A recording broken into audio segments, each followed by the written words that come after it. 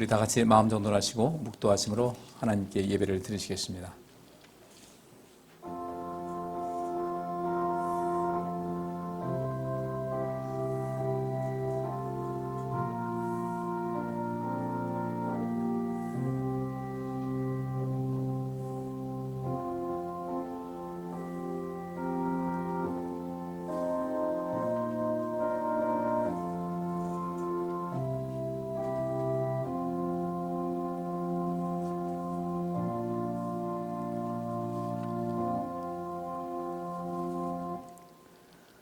오직 성령의 열매는 사랑과 희락과 화평과 오래 참음과 자비와 양선과 충성과 온유와 절제니 이 같은 것을 금지할 법이 없느니라. 아멘. 좋으신 아버지 하나님, 하나님의 은혜와 사랑을 감사합니다. 오늘도 주의 은혜 속에서 복된 주일을 맞이했고 또 주 앞에 예배하는 가운데 우리의 삶을 더욱더 온전케 할 수 있기를 원하오니 우리가 드리는 예배를 통해서 영광 받아주시고 또 우리에게 귀한 은혜와 또 복을 허락하여 주셔서 하나님을 섬기는 그 기쁨과 즐거움이 가득하게 하시고 우리가 하나님께로부터 창조된 하나님의 귀한 백성으로서 또 하나님을 따르는 하나님의 귀한 제자로서 온전함을 누릴 수 있도록 복내려 주시옵소서. 우리가 주 앞에 간절히 기도하는 것이 있습니다. 우리 자신을 위해서, 가정을 위해서, 또 하나님의 그 교회를 위해서, 그리스도의 몸된 교회를 위해서, 또 하나님께서 창조하신 이 세상을 위해서 주 앞에 간절히 간구하는 것이 있사오니 응답하여 주옵시고 우리 기도하는 이런 모든 것이 응답되는 가운데 하나님 체험이 더 깊어지며 그 속에서 주님과 더 가까이 더 친밀해지는 삶을 살아가게 하여 주옵소서. 우리 모든 성도님들 사정과 형편을 주께서 하시오니 이 시간 우리 예배 속에서 우리 믿음이 더욱더 새로워져 우리의 삶 속에 진정으로 큰 평안을 맛보게 하여 주옵시고 하나님께서 채우시는 놀라운 은혜로 말미암아 우리가 세임 얻어 또 세상을 살리는 삶을 온전히 감당케 하여 주시옵소서. 몸이 아파 투병하는 성도들에게 건강의 복 허락하여 주옵시고 약한 성도들에게 강함을 더하시고 우리 인생의 모든 것을 헤쳐나갈 수 있는 지혜와 능력을 덧입혀 주옵소서. 예배를 돕는 모든 성도님들 손길손길을 기억하여 주옵소서. 예배의 시간을 주께 의탁하옵고 예수 그리스도 이름으로 기도하옵나이다. 아멘. 오늘 함께 은혜를 나눌 말씀 마태복음 4장 12절부터 17절까지입니다. 제가 읽겠습니다. 예수께서 요한의 잡힘을 들으시고 갈릴리로 물러가셨다가 나사렛을 떠나 스불론과 납달리 지경 해변에 있는 가보다움에 가서 사시니 이는 선지자 이사야로 하신 말씀을 이루려 하심이라. 일러스되 스불론 땅과 납달리 땅과 요단강 저편 해변길과 이방의 갈릴리여 흑암에 앉은 백성이 큰 빛을 보았고 사망의 땅과 그늘에 앉은 자들에게 빛이 비치었도다 하였느니라. 이때부터 예수께서 비로소 전파하여 가라사대 회개하라 천국에 가까웠느니라 하시더라. 아멘. 오늘 이 말씀을 가지고 저는 우리에게 큰 빛을 주신 하나님이라는 주제로 함께 하나님 말씀을 살피면서 은혜를 나누도록 하겠습니다. 오늘 이 본문 말씀에 여기 이제 현대의 성경 번역본을 보면 이렇게 나와 있어요. 예수님은 요한이 잡혔다는 소식을 듣고 갈릴리로 돌아가셨다. 그러나 그분은 나사렛에 계시지 않고 스불론과 납달리 지방의 바닷가에 있는 가버나움으로 가서 사셨다. 이것은 예언자 이사야의 다음과 같은 예언을 이루기 위해서였다. 스불론 땅과 납달리 땅아 지중해 동쪽 요단강 서편의 이방 사람들이 사는 갈릴리야. 흑암 가운데 사는 백성이 큰 빛을 보았고 죽음에 그늘진 땅에 사는 사람들에게 빛이 비치었다. 이때부터 예수님은 회개하라 하늘나라가 가까웠다 하고 전도하기 시작하였다. 이 지형을 한번 좀 보시겠습니다. 이제 홀몬산이라는 것이 이제 갈릴리 바다 그 북쪽으로 있습니다. 거기서 이제 그 만년설도 있고 해가지고 그런 계속 물이 이제 이 요단강으로 흘러나가서 사해까지 이렇게 되는데 이 갈릴리 바다를 거쳐서 요단강 쭉 이어나오면 밑에 사해가 있어요. 예수님께서 이제 공생의 자격을 시작하셨습니다. 세례요한에게 이제 세례도 받으시고 또 사단에게 시험도 받으신 다음에 세례요한이 잡혔다는 소식을 들었어요. 그러면 이 세례요한은 예수님께서 가시는 그 길을 평탄케 하는 그 역할이 그가 할 사명이었습니다. 자기 그 이상은 아니다. 내가 자기 예수님이 가는 걸 모든 길을 평탄하게 하고 그분이 어떤 분인가를 소개하는 것에 그 모든 자기의 사명이 있다. 그러면서 그렇게 그 요한의 말대로 세례 요한이 상당히 많은 인기와 또 사람들의 그 관심을 집중시켰는데 예수님께서 오신 다음에 그 세례 요한의 제자들까지도 서서히 예수님에게 이제 옮겨가니까 그 세례 요한의 제자들이 어찌 이렇게 가만히 있습니까? 주님 당신 제자들이 자꾸 예수라는 사람이 가지 않습니까? 할 때 세례 요한은 뭐라고 했냐면 나는 쇠하고 그는 흥하여야 된다. 이것이 내 사명이다 그랬어요. 이제 그 세례 요한이 잡혔으니까 그의 어떤 사역을 더 이상 감당할 수 없겠죠. 그래서 예수님께서 이 나사렛, 예수님의 그 고향인 나사렛으로 가셨습니다. 태어난 곳은 베들레헴이었어요. 호적하러 가다가 베들레헴에서 태어나셨는데 고향은 나사렛이었어요. 그리고 오늘 본문 말씀에 이 스불론과 납달리 이 두 지파의 이름이 나옵니다. 그러니까 이 스불론 지파, 납달리 지파 있는데 이 두 지파가 이 갈릴리 바다 바로 이 요단강 서편쪽으로 있는 지역이었어요. 근데 이 납달리와 이 스불론이 하나님께서 보실 땐 그 아픈 손가락이었습니다. 그러니까 묘하게 예수님께서 태어나신 곳이 이 그 아픈 손가락이었던 오늘 본문에 나와 있는 대로 스불론 땅과 납달리 땅에는 죽음의 그림자가 가득했어요. 흑암이 가득해서 사람들의 희망을 잃고 살아가던 그때에 예수님께서 그 자라신 곳이 스불론 땅, 스불론 지파에게 속했던 나사렛이라는 곳이었고 예수님께서 이 나사렛에 세례 요한에 잡힌 다음에 나사렛 고향으로 가셨습니다. 가셨는데 이 고향 사람들이 예수님을 배척을 했어요. 저 사람은 그 목수, 요셉이라는 목수의 아들 아니냐면서 그가 가졌던 이 과거의 어떤 신분을 문제 삼으면서 예수님께서 그 많은 능력을 행하심에도 불구하고 그 능력을 믿지를 않았어요. 수용을 하지 않은 겁니다. 거부를 했어요. 예수님께서는 고향에 가서 그들에게 많은 은혜를 베풀고 하나님의 능력을 베풀고 하나님 나라를 또한 이 구하는 일을 하려고 하셨는데 그 고향 사람들, 곧 나셋 지역 사람들은 예수님을 철저하게 배척을 했습니다. 결국 예수님께서는 이 나사렛을 떠나서 이 갈릴리 바다 북쪽에 있는 가버나움이라는 곳에 가시게 됩니다. 그리고 이 가버나움이 예수님의 그 공생의 사역의 가장 핵심적인 그런 전초기지였어요.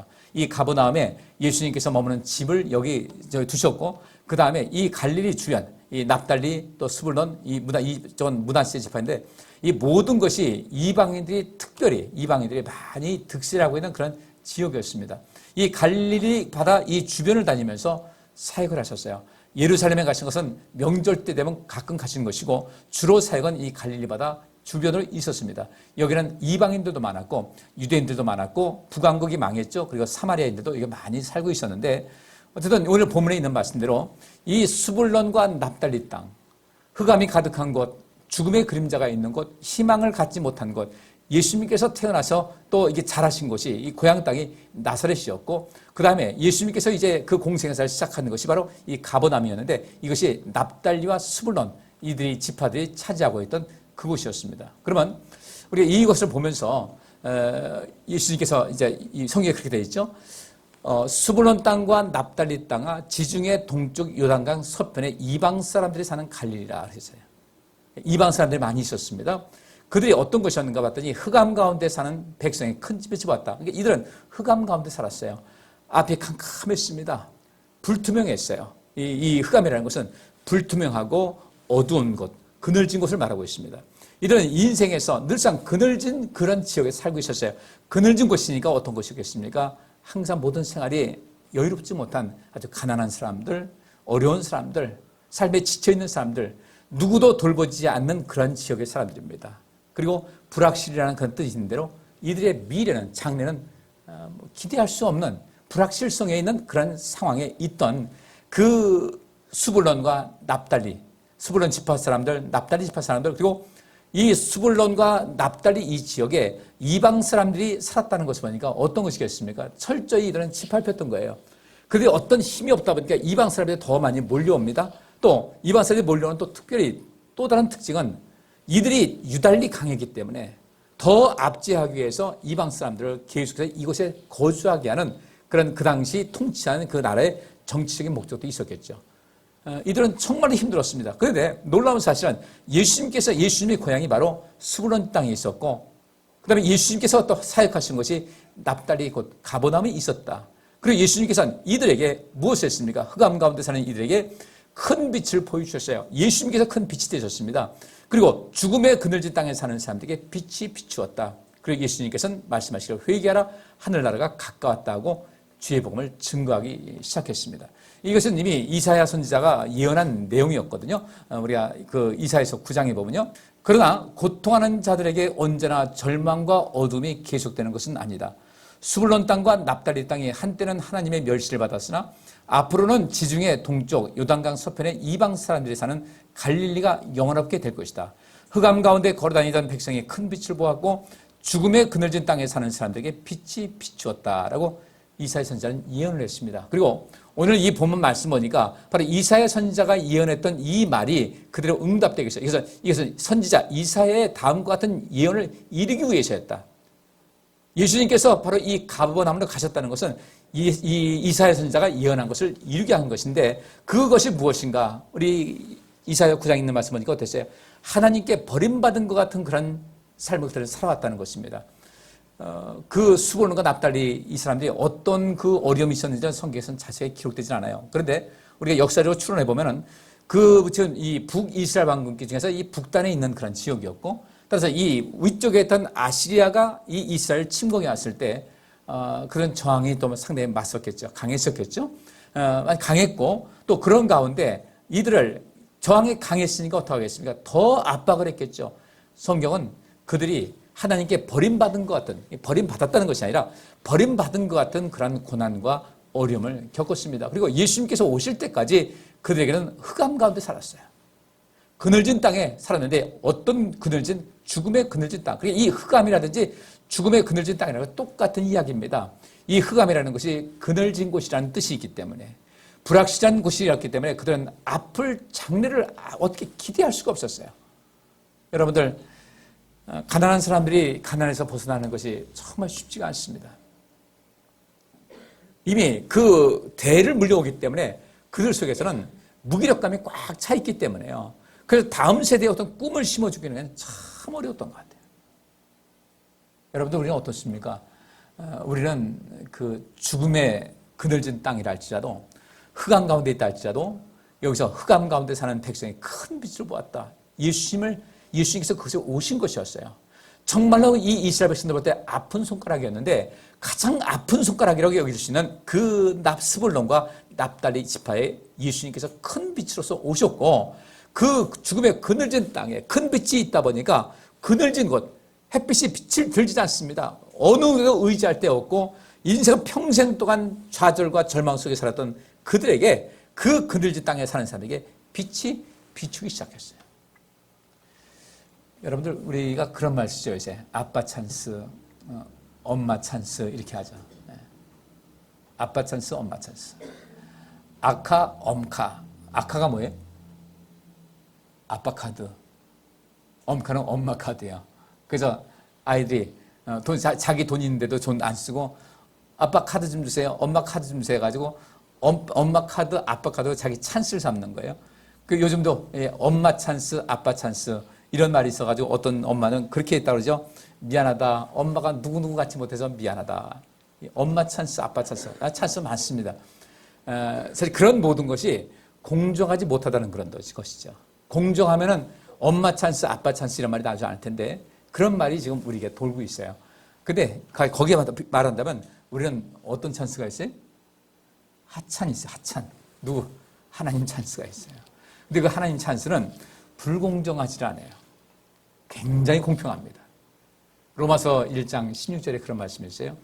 복음은 하나님을 바라보고 따르는 모든 사람들을 구원하는 하나님의 능력이다라고 나와 있어요.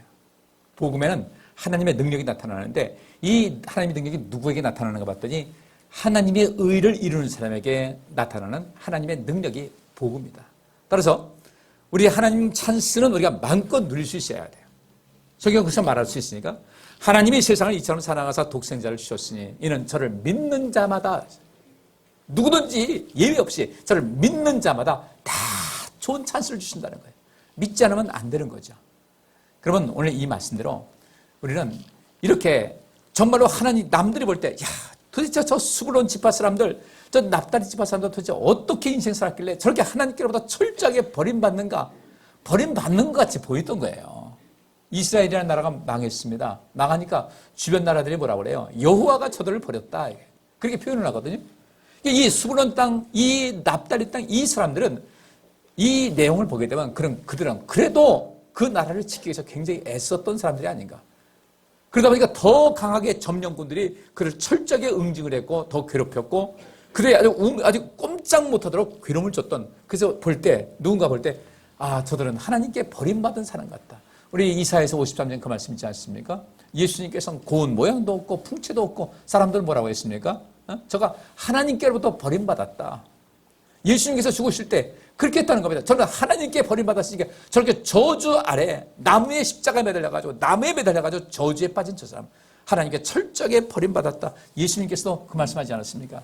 나의 아버지 어찌하여 나를 버리시나이까. 남들 볼 때 그렇게 보였다는 겁니다. 따라서 이 스불론과 납달리 이 지파 사람들은 철저하게 하나님께로부터 버림받은 이런 모습같이 보였는데 우리 하나님께서는 그들에게 너희는 내가 너희를 버린 것이 아니다. 난 너희에게 다시금 희망을 준다라고 하시면서 흑암 가운데 사는 사람에게 큰 빛을 본 거예요. 주님께서 그것을 중심으로 해서 스불론과 이 납달리 그들이 찾아오고 있던 그 땅을 중심으로 해서 하나님의 놀라운 능력을 베풀어 주셨고 그 다음에 회개하라 하늘나라가 가까웠다라고 하시면서 하늘나라가 무엇입니까? 하나님 나라, 하나님의 통치하심의 역사예요. 하나님의 긍휼과 자비하심과 능력이 그리고 온 세상을 다 다스리는 하나님의 능력에 그 소망과 그 희망과 삶의 진정한 행복의 빛이 그들에게 서서히 비추기 시작했는데 주님께서는 그들에게 이 말씀하신 겁니다. 회개하라. 우리 여기서 회개는 죄의 사함을 받으라는 얘기도 되지만 여기서 너희가 이전까지 우리는 버림받은 사람들이었다. 이 스불론 땅에 있는 사람들, 납달리 땅에 있는 사람들, 우리는 철저하게 하나님께 버림받았다고 생각했는데 근데 하나님께서는 뭐라고 하시겠습니까? 회개라 죄를 고백하는 것도 문제지만 또 다른 건 무엇입니까? 생각을 바꾸라는 거예요. 제가 요즘 설교할 때 재조명, 또 재해석 이런 얘기를 자주 쓰는데 너희는 이제부터 더 이상 절망의 마음을 갖지 말라는 거예요. 우린 버림받았다고 생각하지 말아라. 나는 절대로 너희를 버린 적이 없다는 거죠. 그러니 너희는 희망을 가져라. 절망의 마음에서 그 마음에서 돌이켜서 회개하는 것 돌이켜서 희망의 마음을 가져라. 이 복음을 받아들이는 사람들 이들에게는 하나님의 놀라운 역사가 있으니 그렇게 살으라는 얘기입니다. 우리는 이런 하나님의 능력을 하나님의 돌보심의 은총을 늘 간직해야 될 줄 믿습니다.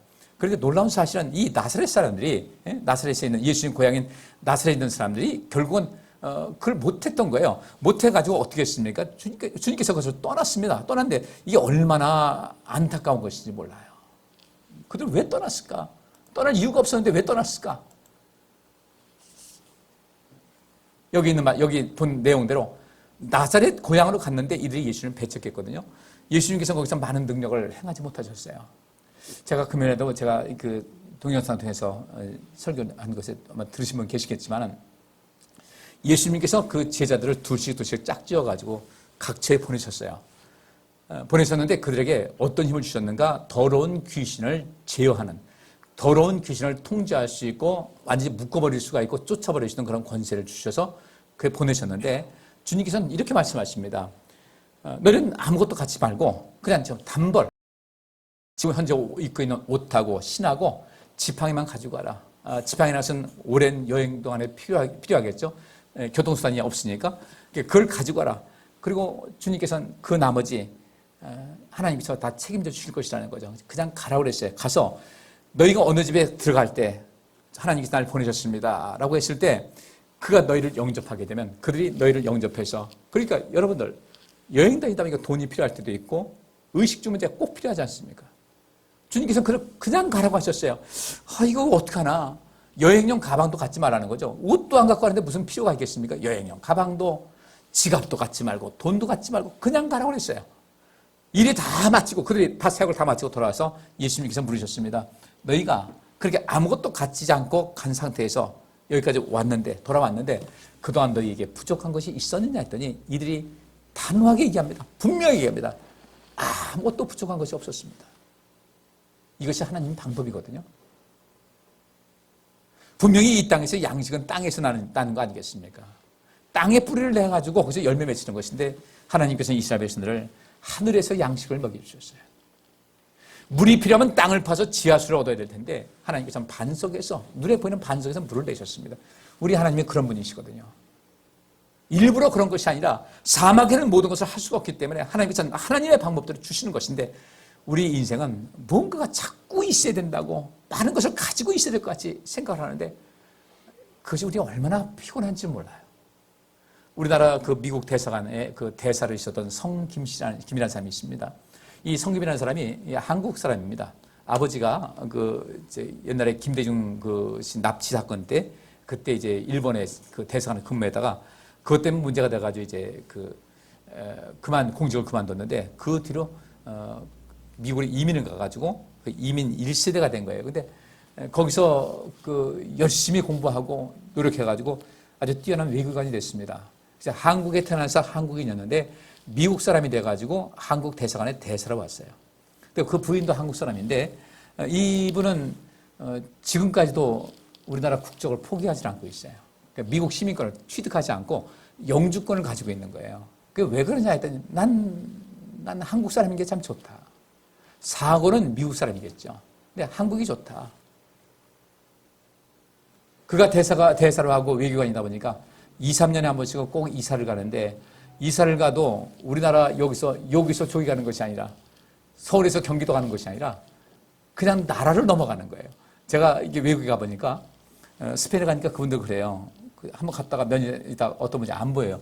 어디 가셨어요? 그랬더니 이사 갔어요. 그래요. 어디로 가셨는데요? 아르헨티나로요. 스페인에서 아르헨티나로 그러면 이민 갔다는 것이 아니라 이사 갔다고 하더라고요. 그게 뭐 대륙을 뛰어넘는 거예요. 그들 생각은 달라요. 그들은 이미 한 번 나라를 떠나가지고 하기 때문에 대륙에서 대륙을 넘어가야 돼. 유럽에서 남아메리카로 가는데도 이사 갔다고 그러더라고요. 근데 이들은 얼마나 이사 많이 가겠습니까? 어느 뭐 예를 들어서 한국에 대사로 있다가 또 필리핀 대사로 또 가야 되고 2, 3년에 한 번씩 계속해서 짐을 끌고 다녀야 되는데 그분 부인 되는 분이 그렇게 얘기하더라고요. 자기네 집안은 원칙이 있대요. 이사 다닐 때 그럼 이삿짐은 어떻게 갖고 다니십니까? 아이고 힘들겠어요. 아니에요. 우리 가정 원칙이 있습니다. 이사 다닐 때 1인당 백 하나.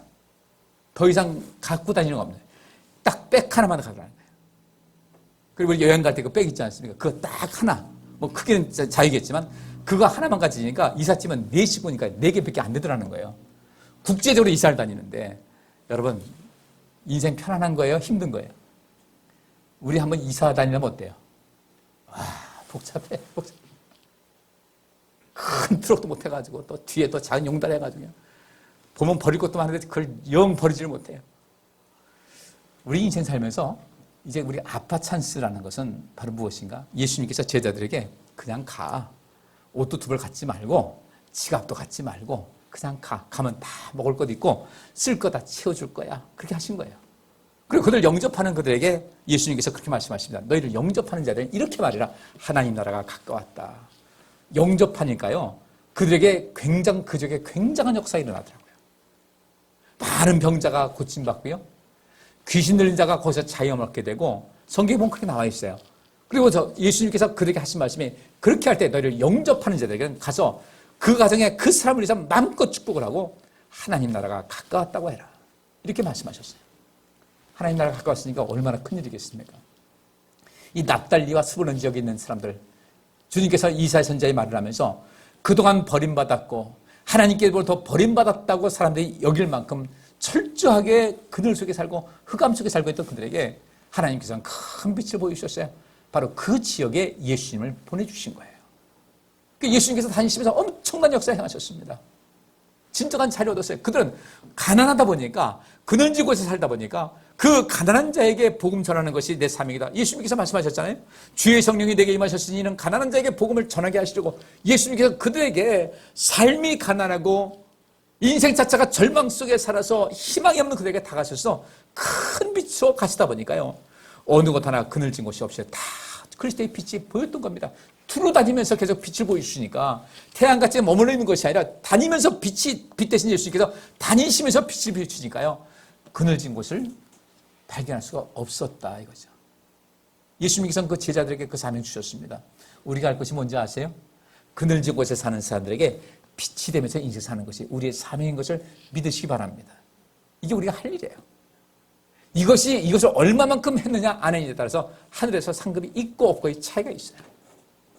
우리는 더 이상 더 이상 그래서 내 것 챙기고 애쓰고 하지 말고 좀 영접하자는 겁니다. 예수님 제자들 그렇게 그냥 옷 한 벌에 그렇게 갔어도 모든 것이 부족함이 없도록 그 모든 사람이 채워준 거예요. 그때 제자들이 그들에게 하는 것이 무엇이었습니까? 많은 문제 해결했어요. 그리고 하나님 나라가 임했습니다라는 이야기를 했어요. 하나님 찬스가 엄청났던 거죠. 반대로 그들 영접하지 않고 주의 말씀을 듣지 않는 사람이 있었습니다. 배척하고요.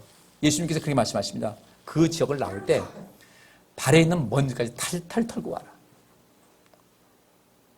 그 지역 사람들이 집단으로 배척을 한 거였어요. 어떤 사람은 은혜를 받기를 원하죠. 근데 그 지역 사람 전체가 배척할 때는 그렇게 하라는 겁니다. 그리고 그들에게 똑같이 뭐라고 했는지 아세요? 영접하는 자들에게도 하나님 나라가 가까웠음을 이야기하라고 했는데 그 배척하고 말씀 듣지 않는 사람들에게도 하나님 나라가 가까웠다고 이야기하라는 거예요. 똑같이 하나님 나라가 가까웠다.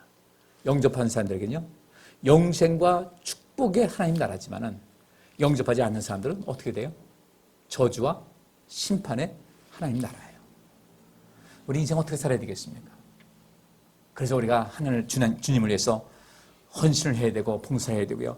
직접 나가서 예수님 제자들이 직접 나가서 복음을 증거하고 많은 일을 행했지만은 그들을 돕는 사람들, 임병입니다. 이름도 없어요. 그들을 돕는 사람도 동일하게 하나님의 은혜가 그들에게 임한다는 것을 알게 되면 우리 신앙생활의 의미를 좀 새롭게 정립할 필요가 있어요. 어떻게 해야 될까? 어떻게 우리가 하나님을 섬겨야 될까? 주의 일을 위해서 앞서는 사람들, 목회자든 아니면 평신도든 주의 일을 열심히 하는 사람들에 대해서는요, 내가 그 일을 하지 못할 때 그 뒤에 후방 지원을 하는 것도 상급은 똑같다는 거예요. 이 일에 힘쓰는 여러분 되시기를 주의 이름으로 축복합니다. 우리가 선교회예요. 우린 가지 못하지만 그들을 돕는 거거든요. 하나님의 일을 하는 사람들에게 우리 관심을 가져야 돼요. 그들을 도울 수 있어야 돼요. 전쟁할 때 앞에서 총을 들고서 앞서서 그 전투 현장에 있는 사람은 전투하는 것 아니에요. 여러분들 전쟁하더라도 그들 밥은 먹어야 될 거 아니겠어요? 전쟁통에도 밥은 계속 30세 때 할 거란 말이죠. 밥하는 사람도 역시 뭐예요? 이 사람도 전투에 참여해서 동일한 상이 주어지는 것이거든요. 우리는 주의를 할 때 내가 직접 나서서 하든지 아니면 후방에서 누군가를 지원하든지 그 앞서 나가서 일하는 모든 사람들에게 용기를 주고 힘을 주는 거예요. 예수님께서도 그래서 간간히 예루살렘에 가실 때마다 누구 집에 많이 들으셨어요? 나사로와 마리아와 마르다가 있는 그 집에 자주 들으셨어요. 그 집에 가면 너무 편안하셨던 거예요. 그 이 삼남매는요, 철저하게 예수님의 뒷서빙을 한 겁니다. 예수님 편안하게 지낼 수 있도록. 여러분, 그것도 주일이거든요. 우리 그렇게 주일에 다방면으로 함께 봉사하고 사역하는 여러분 되시기를 간절히 바랍니다. 어쨌든 이 버림받은 것 같은 이 납달리, 이 스불론 이 지역에 그때부터 주님께서 오심을 통해서 서서히 빛을 맛보기 시작했는데 우리 성도님께서도 인생을 어떻게 살고 계십니까? 혹시 내 마음에 그 그늘진 곳은 없습니까? 내 삶에 그늘진 곳이 있어서 도저히 해결하지 않는 어떤 고통이 있다면 큰 빛으로 오신 주님을 영접해서 여러분 삶 그 어느 것에도 그늘진 곳이 없도록 그 하나님의 놀라운 은혜를 체험할 수 있기를 주의 이름으로 축복합니다. 주님께서 우리에게 그렇게 다가오신 거예요. 인생을 살아가시면서 어떠세요? 요즘 지금 신방을 하고 있는데 어제도 신방했는데 평균 나이가 70세가 넘으셨어요. 목장 식구들이. 근데 70세는 넘으셨는데 생물학적으로는 70세의 모습인데 이렇게 대화를 나누는 거 보니까 70세는 아니에요. 70세 이상도 아니에요. 근데 때로 이런 말씀을 하시더라고요. 근데 옛날하고 달라진 것이 있습니다. 그전 같은 재미가 없어요. 낙엽이 몰아치지 않습니까? 아까 일부 예배 마치고 제 식사로 집에 올라가는데 그 골목바람이 있어요. 바람이 확 부니까요. 은행나무가 거의 꽉 찼는데 은행나무 잎이 쫙 떨어지는데요. 내가 보면 좀 된 것 같더라고요. 주변에 아무도 없는데 내가 딱 가는데 저한테 막 환명을 하는 것 같지 말이죠. 사진 안 찍었으면 좀 멋있을 것 같아요. 근데 그런 모습 볼 때 좀 힘이 있을 때는 어떤 마음이 듭니까? 좀 단풍도 좀 갔으면 좋겠다. 그러는데 이제 세월이 지나가지고 몸의 기력이 좀 떨어지다 보니까 어떤 마음이 드냐면 가면 좋겠는데 갔다 오면 힘들어. 힘든 생각이 더 강하다 보니까 가는 것에 멈칫하더라 이거예요. 그래 우리 인생 그렇습니다. 그러나 그렇다 할지라도 우리 삶 속에서 절대로 마음속의 기쁨과 희망은 절대 놓치지 마시고 이 가을 되면 가을을 느낄 수 있는 어느 곳에서 느낄 수 있는 그런 모습을 꼭 가져야 될 것 같아요. 지난주 화요일에 우리 동기 목사님들 모임 있어. 과천 그 대공원 어디 식당이 모여 있더라고요. 거기 갔어요. 좀 이제 신방이 있어가지고 이제 식사 마치고 이제 늦게 가서 합류를 했는데 너무 멋있더라고. 장미 언덕이라고 했어요.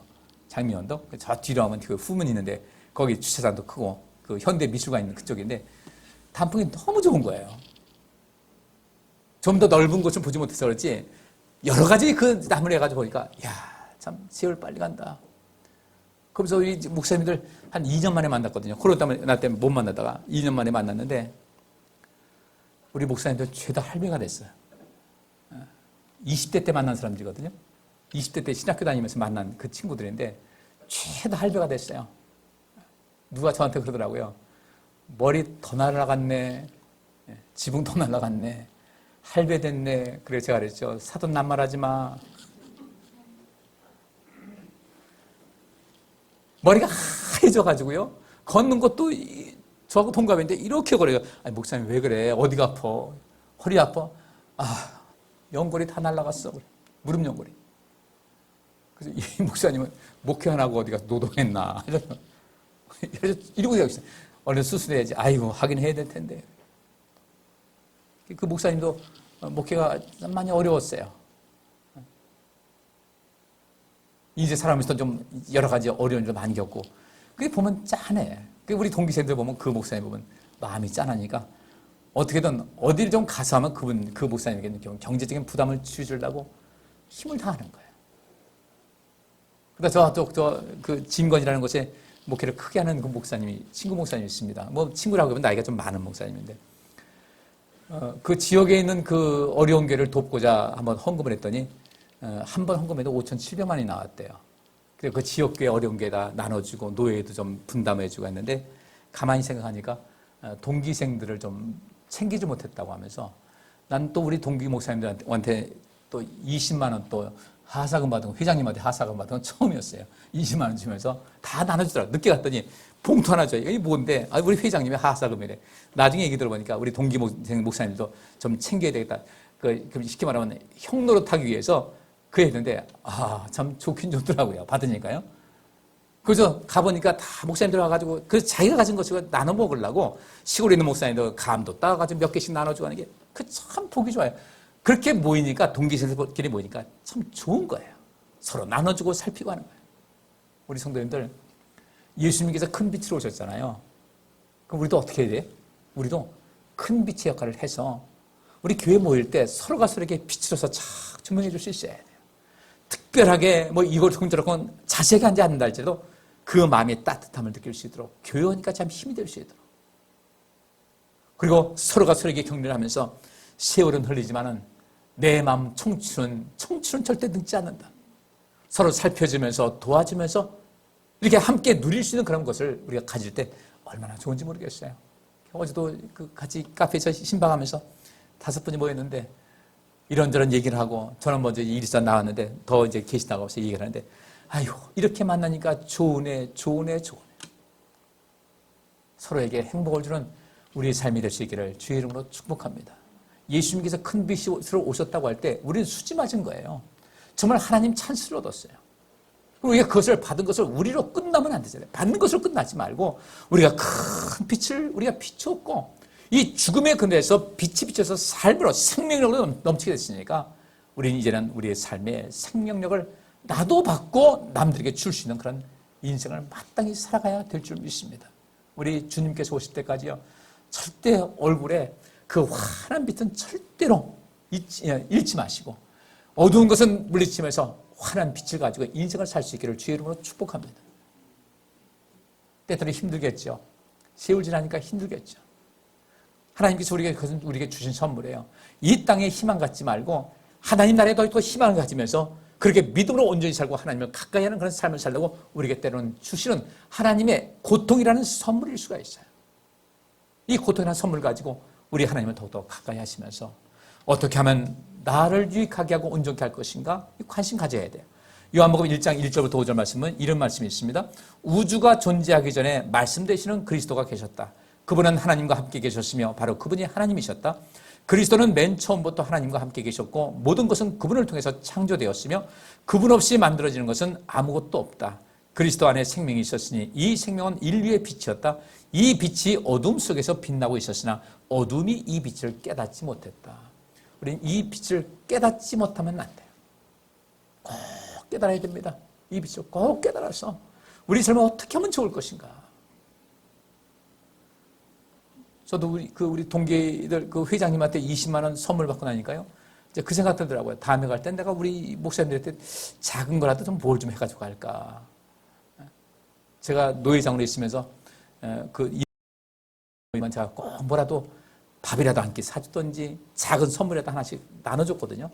근데 몇 번 나눠줬더니 나중에 그러더라고요. 목사님 오늘은 뭐 갖고 오셨어요? 그러더라고요. 근데 주니까 그렇게 좋아해요. 별것도 아닌 것 같은데 주니까 좋아요. 제가 임원회 모일 때마다 꼭 그럽니다. 사모님도 꼭 모시고 오세요. 혼자 오지 말고. 사모님들도 목회 반은 하는데 집에 계시지 말고 따로 우리 회의할 때 사모님 따로들 모여서 그렇게 이야기를 나누도록. 그래서 사모님들 굉장히 좋아해요. 줄 거 없으면 사모님들한테 또 조그만 거 하나씩 주고 하면 그렇게 행복해서 어쩔 줄은 몰라. 다음 주에도 우리가 추수감사절인데 그저 우리 권사회장님, 우리 문미숙 권사님께서, 문미숙 권사님도 그냥 다리 삐끗해가지고, 금이 갔더라고요, 발에. 깁스하고 오셨는데, 기도 많이 해주시고요. 그래서 권사에서 지금 뭔가를 하려고 과일을 좀 나눠드려야 되겠다, 그랬는데, 마침 또, 후원하는 곳에서, 물건을 또 몇 개 갖고 왔어요. 이렇게, 뿌리는 소독제 있잖아요. 소독제 있는데, 그 알코올이라서 금방 증발도 되고, 이게 마스크 잠깐 쓰고 하는 것은 뿌리면 될 수 있도록, 요만큼 6개들 한 박스씩 있는데, 하나씩 좀 드릴게요. 그리고 4인 이상 가족은 2개 드리겠습니다. 많이 써야 되니까 그렇게 하려고 그러는데 그렇게 교회에서도 뭔가 드리려고 하니까 기분이 참 좋은 거예요. 뭔가 준다.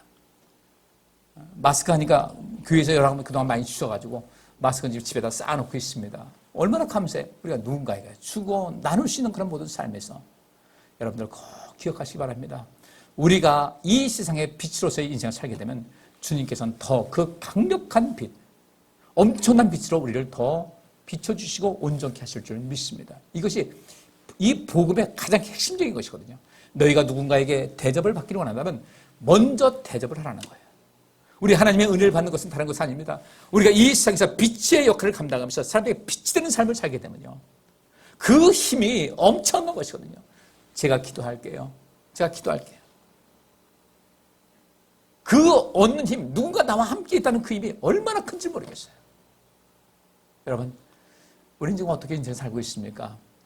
주님, 그 빛 대신 주님께서 우리에게 빛을 비춰주시는 거, 그것만 기다리고 있습니까?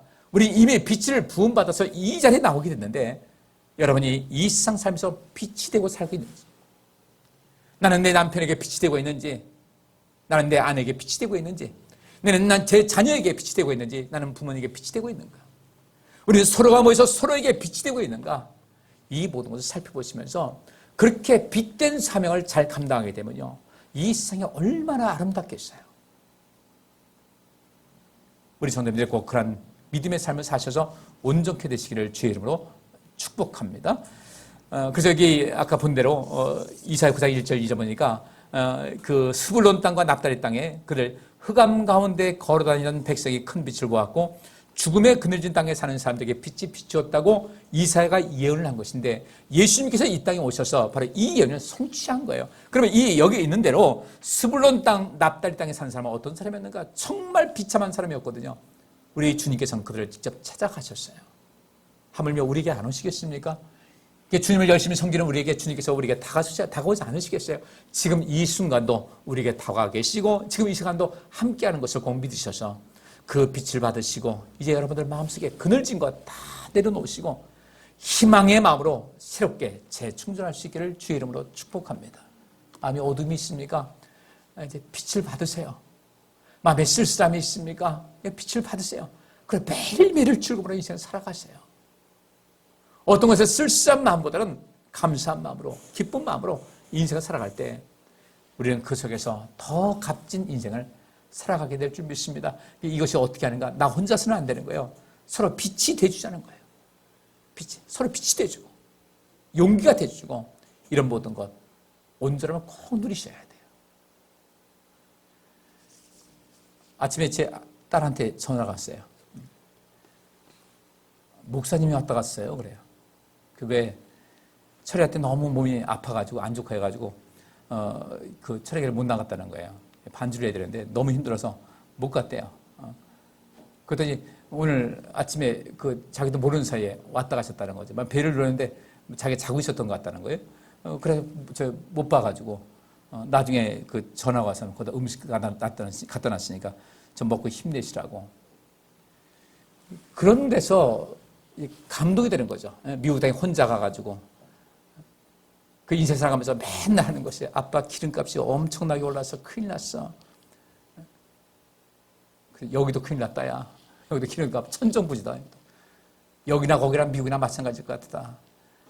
그래서 그랬어요. 제가 기름값 오르는 거 차 있어야 살잖아요. 기름값 오르는 거 어떡하냐고 그래서 기름값 오르는 거 신경 쓰지 말고 있어. 저도 걱정되죠. 그죠? 환율도 막 오르고요. 기름값도 오르가지고 가난한 유학생이 삶을 살아갈 수밖에 없어요. 제 아빠 엄마만 바라보고 있는데 걱정이 태산 같길래 걱정하지 말고 지내라 그랬더니 아빠 왜 이렇게 갑자기 센 척하세요? 그래. 왜 이렇게 센 척하세요? 아빠 세지 않은 거 뻔하는데 어떻게 센 척하세요? 아빠 원래 세. 아빠 세니까 걱정하지 말고 그건 네 신경 쓴다고 해서 기름값이 떨어지겠냐? 네가 신경 쓴다고 해서 환율이 떨어지겠냐? 금년 초에만 해도 1110원이던 것이 1180원까지 올라갔어요. 환율이. 기름값이 천정부지하고도 올라간다는 거예요. 그래서 저는 믿는 거죠. 하나님께서 도우실 줄 믿습니다. 어떻게든 도우실 줄 믿습니다. 굉장히 미안하지만 하나님께서 도우실 것을 믿고 인생 살아가는 거예요. 꼭 부탁드립니다. 예수님께서 빛으로 오셨어요. 백성들이 큰 빛을 봤어요. 여러분들 예수 그리스도라는 그분을 통해서 큰 빛을 발견하시기를 간절히 바랍니다. 그거 있으면 새로워지는 거예요. 그분 안에서 진정한 것이 있어요.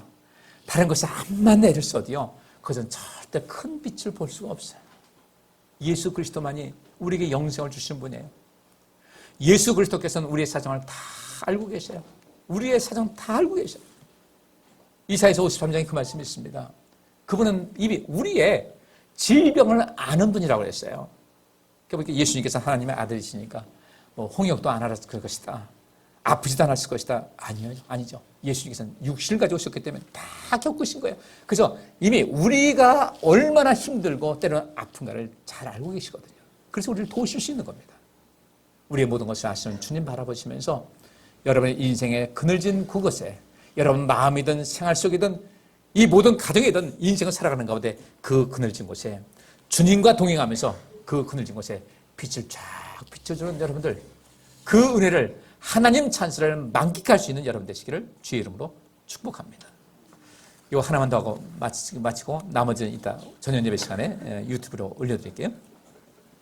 시편 107편 10절부터 14절 보니까 사람이 흑암과 죽음의 그늘에서 살며 쇠사슬에 매여 고통하는 죄수처럼 되었으니 그들이 하나님의 말씀을 거역하며 가장 높으신 분의 가르침을 거절하였습니다.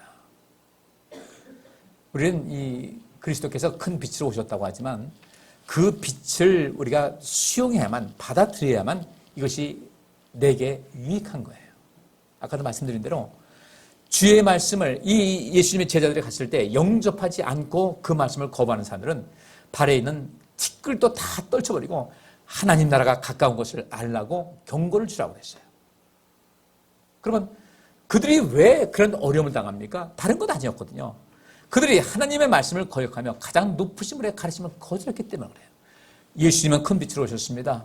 그 큰 빛 대신 예수님을 우리가 영접할 때 그분의 말씀을 받아들일 때 그 말씀 받아들이고 그 말씀대로 실천하려고 열심히 애쓰고 수고할 때 그 빛은 우리의 인생의 모든 그늘진 곳에 환하게 비춰주시며 우리의 삶에 희망 가득하게 하고 능력으로 온전함으로 채워주실 줄 믿습니다. 거절하면 안 돼요. 꼭 영접하셔야 돼요. 주의 말씀에 순종하는 것을 우리의 몸에 배게 해야 돼요. 제가 여러분들에게 그래서 예배 열심히 드리십시다. 하나님 말씀 가까이 합시다. 기도합시다. 라고 말씀드리는 이유가 다른 것이 아니에요. 그렇기 때문에. 그런 조건을 만족시키는 사람들에게만 그 큰 빛의 주님께서 큰 빛으로 오신 주님께서 우리 속을 다 비춰주시거든요. 이걸 거절하게 되면 우리는 어쩔 수 없어요. 그늘 가운데 있을 수밖에 없는 겁니다. 그래서 그러므로 그가 고된 노동으로 그들의 길을 꺾어버렸으니 그들이 엎드러져도 도와주는 자가 없었다. 주님께 돌아오지 않으면 방법이 없어요. 13절. 그때 그들이 고통 가운데서 여호와께 부르짖음으로 저가 그들을 그 고통에서 구해내시고 흑암과 죽음의 그늘에서 그들을 끌어내며 그 쇠사슬을 끊어버렸다. 여기서 흑암과 죽음의 그늘, 우리 본문 말씀에 나와 있는 거 아니겠습니까? 흑암 속에 있었고 죽음의 그늘에서 있었던 그 고통하는 그들을 어떻게 구원받았을까 봤을 때 그들이 고통 가운데서 여호와께 부르짖음으로. 여러분, 인생에 고통이 있습니까? 사는 재미없습니까? 우리 주님께서 부르시는 그날까지요, 인생의 재미를 마음껏 누릴 수 있어야 돼요. 그 진정한 기쁨은 무엇이겠습니까? 나라는 존재의 그 의미를 인식할 때 우리는 인생에 굉장히 큰 기쁨을 얻을 수가 있어요. 내가 가지고 있는 것 누리고 하는 이런 것도 필요하지만은 내가 누군가로부터 내 존재의 의미를 확실하게 인정받을 때 우리는 큰 복이 있을 수가 있어요. 제가 지난주 화요일 날 동기생분들 모이는데 내 신방에 있어서 내가 시간이 안 된다 했더니 아니 이 시기에 무슨 대신방을 하냐고 그러면서 한 분이 그랬어요. 총무부는 분이 저한테 이렇게 메시지를 보내더라고요. 목사님이 없으면 우리 모이는 의미가 없습니다. 의미가 왜 없겠어요? 딴 사람들 다 모이는데. 근데 그 말이 참 고맙더라고요. 그래서 제가 답장 써줬죠. 목사님이 그렇게 말씀해 주시니 제가 너무 행복합니다. 감사합니다. 그냥 어떻게든 시간 내서 가보려고 하고 그분들은 목사님 늦게 오더라도 우리가 기다릴 테니까 오시라고. 저에 대해서 모르겠어요. 그냥 일상적인 그런 예의차에서 했는지 어떤지 모르지만 그분이 그렇게 말을 함부로 하는 분은 아니고 그렇게 했을 때 목사님이 빠지면 우리 모임이 의미가 없습니다. 우리 그렇게 서로에게 용기를 주면서 또 우리 자신도 그런 마음을 가지고 인생을 사시자고요. 여러분의 존재의 의미를 내가 확인하는 순간 우리 삶은 굉장한 역사가 있어요. 인생이 굉장히 행복합니다. 그러면 내 존재의 의미를 확인하기 위해서 어떻게 될 것인가? 끊임없이 나의 눈에 보이지 않는 스펙을 좀 쌓자는 거예요. 누군가에게 도움을 줄 수 있고 누군가에게 의미 있는 그런 존재가 되기 위해서 바꿔 말하면 여기 있는 말씀대로 우리가 이 세상에 빛이 돼서 예수님과 같이 빛이 돼서 사람들을 비춰주고 용기를 주고 희망을 주고 손잡아주고 그들과 함께 동행해주고 위로해주고 함께 울어주는 이런 모습, 이것이 얼마나 소중하겠어요. 어젠가 오늘 기사가 났습니다. 어떤 분이 애가 이제 아팠던 거예요. 자기 남편 고나게 잠이 들어있는데 아이가 갑자기 열이 나니까 아이를 데리고 이제 이 여자분이 엄마가 차를 운전하고 갔어요. 급한 마음에 가다가 아침 출근 시간 막 그랬던데 어느 차하고 이제 접촉사고가 난 거예요. 그래서 접촉사고에 애 때문에 정신없지, 접촉사고 났지, 운전하는 게 서툴지 막 동동거리고 있고 그도 거기서 이제 받친 차량도 보니까 여자분이래요. 한 40대쯤 되는 분인데 내려 나오더라는 거죠. 근데 그보다 좀 난감스럽게 아유 출근 시간인데 어떡하나 이렇게 나오는데 그 이제 자기 상황을 이야기를 한 거예요. 애가 이렇게 연락해서 가는데 내가 운전이 그 미숙해서 그렇습니다. 제가 실수했습니다. 제가 조치해드렸습니다. 이 그 피해자 그분이 그 아이 엄마를 끌어내면서 토닥거리더라고요. 동영상 나와, 블랙박스 찍힌 단계 나왔어요. 토닥거리면서 괜찮다고, 나 괜찮으니까 얼른 병원부터 가라. 내가 이게 차 번호 해놨으니까 얼른 병원 나타나서 나중에 얘기를 하자. 그 얘기를 듣고 그 남편 되는 분이 전화해가지고 아유 저희가 100% 잘못했는데 해드리겠습니다. 하더니 제일 먼저 묻는 것이 아이는 어떠냐? 아이 엄마는 좀 괜찮으냐? 놀랬을 텐데. 그걸 보면서요. 그래, 세상 이런 세상이면요. 얼마나 멋있겠어요? 그래서 사람들이 감동을 주는 거예요. 어떤 경찰관이 자기는 이제 출근하는데 이제 사복을 입었죠. 운전하고 가는데 옆 차량이 그 사람이 실수한 거예요. 실수했는데 자기가 잘하고 착각한 거죠. 해가지고 문을 열어도 운전을 뭐 이따위 하는 거야. 이 공고가 그런 거예요. 대동고. 근데 이 경찰관이 문 열어서 그렇게 하지 않고 그 자기 명색이 경찰관이라서 좋게 해야 되겠다 해서 아니요. 선생님이 착각하신 겁니다. 그랬다는 거예요. 이 공고가 그랬는데도 선생님이 착각하신 겁니다. 전 제 차선 물고 가고 있는 것이고 선생님이 착각해서 제 차선 파고 들어오다 이렇게 된 것입니다. 그랬더니 아 그래요? 죄송합니다. 바로 사과를 하더라는 거죠. 그래서 이제 그 전문가들이 얘기합니다. 상대방이 욕을 하더라도 그냥 좋게 얘기해서 선생님이 해가면서 존댓말 하게 되면 그 사람이 금방 마음이 풀어지더란 말이에요. 어떻게, 왜 욕하는 거에 난리가 나는 거죠? 여러분, 이 세상에 빛이 된다는 것은요, 사실 쉬운 것 같으면서 쉽지 않고 어려운 것 같으면서도 단순한 거예요. 우리 주님께서는 어떻게 하셨을까? 여기 있는 말씀대로 고통 가운데서 여호와께 부르짖음으로 저가 그들을 그 고통에서 구해내시고 흑암과 죽음의 그늘에서 그들을 끌어내며 쇠사슬을 끊어버렸다. 다시 한번 말씀드립니다. 하나님 찬스 꼭 쓰시기를 주의 이름으로 축복합니다. 하나님 찬스 쓰시고 그 다음에 우리가 그 빛으로 오신 그 하나님 예수님을 우리가 받아들이고 그 다음에 이제 우리도 이 세상에 빛으로서 다가서자고요. 빛을 서서히 비춰주는 겁니다.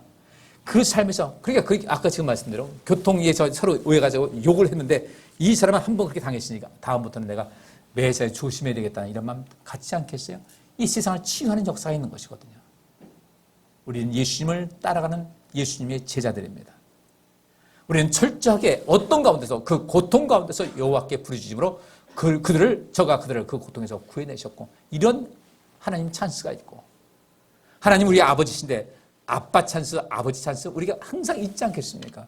그 아버지 찬스 마음껏 누리시고 사람들에게도 그 찬스를 그리스도를 대신해서 인생의 찬스를 그들에게 제공해주는 예수 그리스도를 닮은 참빛의 삶을 살아가는 여러분 되시면 하나님께서 얼마나 기뻐하시겠어요. 우리 한 주간도 그렇게 사시면서 앞으로 그렇게 매일매일 인생 살아감을 통하여 하나님께로부터 여기 있는 대로 여호와께 부르짖음으로 저가 그들을 고통에서 구원하셨다. 우리가 누군가에게 빗대는 삶을 살게 되면요, 이것이 여호와께 부르짖는 것과 똑같은 효과가 있는 거예요. 이 효과를 맛보면서 여러분 인생에 보다 더 행복하고 영광되고 또 모든 사람에게 덕을 끼치고 복을 주는 이런 인생길을 걸어갈 수 있기를 주의 이름으로 축복합니다. 기도합니다. 하나님, 빛으로 이 땅에 오셔서 주님께서는 우리에게 희망을 주셨습니다. 우리에게 은혜를 베풀어 주셨습니다. 우리에게 용기를 주셨습니다. 우리의 눈물을 씻어 주셨습니다. 웃음을 모르던 우리에게 웃음을 주셨습니다. 약한 우리를 강하게 하셨습니다.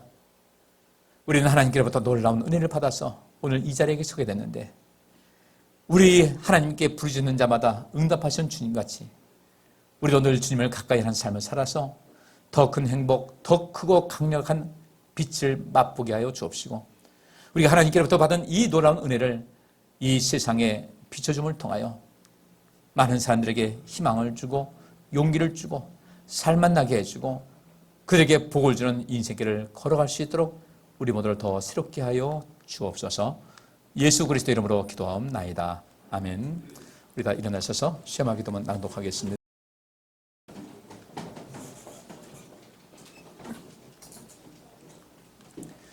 이스라엘아 들으라. 우리 하나님 여호와는 오직 하나인 여호와시니 너는 마음을 다하고 성품을 다하고 힘을 다하여 네 하나님 여호와를 사랑하라. 오늘날 내가 네게 명하는 이 말씀을 너는 마음에 새기고 네 자녀에게 부지런히 가르치며 집에 앉았을 때든지 길에 행할 때든지 누웠을 때든지 일어날 때든지 이 말씀을 강론할 것이며 너는 또 그것을 네 손목에 매어 기호를 삼으며 네 미간에 붙여 표를 삼고 또 내 집 문설주와 바깥문에 기록할지니라. 아멘. 539장 찬양합니다.